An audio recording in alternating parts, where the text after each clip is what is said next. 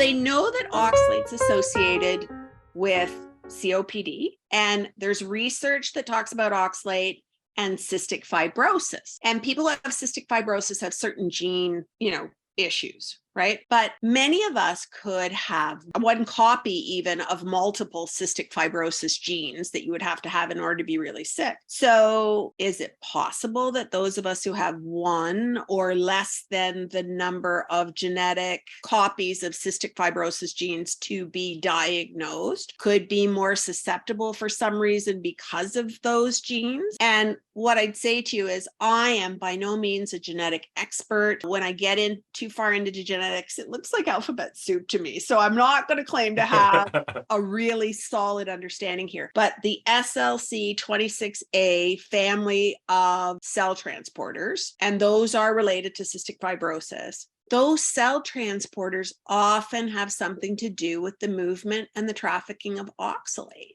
And so that's a genetic piece, which I don't think is getting looked at enough, because we're saying, okay, unless you're homozygous on all these specific SLC26A cell transporters, you don't have cystic fibrosis, you wouldn't be diagnosed. But what if people have 1, 2, 3, and they only have one copy and then they've got a good gene? But what if that's having an effect? And my son had a lot of issues with his lungs.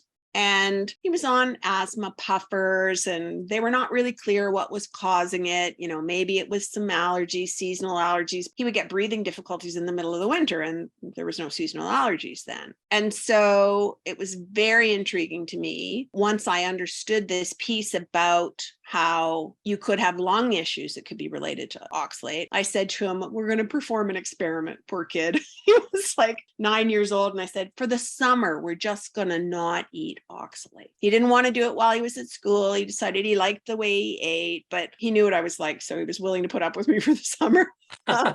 About 4 weeks into the summer, a time period when normally I would be feeding him antihistamines like a food group, he didn't need any. And I was like, okay, gotcha. So we're starting to pull into September, and I said to him, we're not going to go back to eating the other way. So that we're